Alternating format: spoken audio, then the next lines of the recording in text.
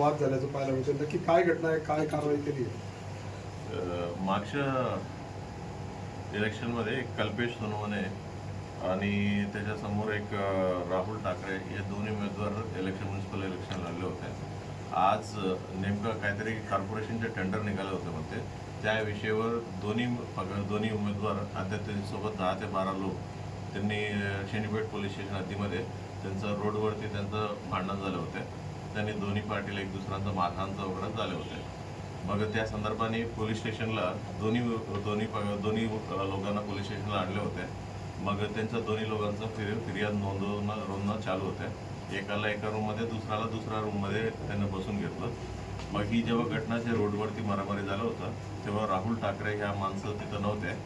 मग ते अचानकपणे पोलीस स्टेशनला आलं आणि जेव्हा ही फिर्याद नोंदवत असताना आणि माझं बहिणीला तुम्ही शिव्या दिला मी नसताना असं ते बोलत, म्हणजे त्यांचा जो फिर्याद नोंदवत होता कैलास सोनवणे, ते कल्पेश सोनवणेचे वडील आहे, त्यांना मारहाण केलं होतं. मग तिथं पोलीस स्टाफ होते त्या रूममध्ये आणि बाहेर पण होते.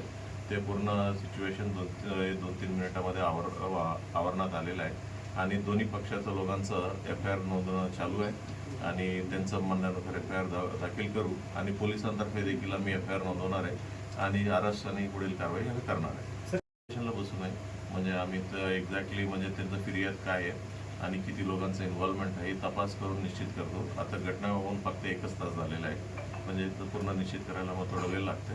एकदा पूर्ण निश्चित झाल्यानंतर किती आरोपींना आम्ही अटक करते हे सर्व तुम्हाला अपडेट करू. ज्या ठिकाणी घटना घडली सुरुवातीला पहिल्यांदा 2 गटांमध्ये तिथं काही तलवारी वगैरे निघाल्याचंही सांगण्यात आलं. नेमकं काय करतं ही इन्व्हेस्टिगेशन आत्ताच 1 तासच झालेलं आहे. पूर्ण इन्व्हेस्टिगेशन केल्यानंतर म्हणजे एक्झॅक्टली काय कोण काढलं होतं ही सर्व गोष्टी आम्हाला क्लिअर होईल आणि एकदा क्लिअर झालं की तुम्हाला अपडेट करू. म्हणजे ही पूर्ण घटनामध्ये 3 लोक जखमी झाला असं माहिती पडते.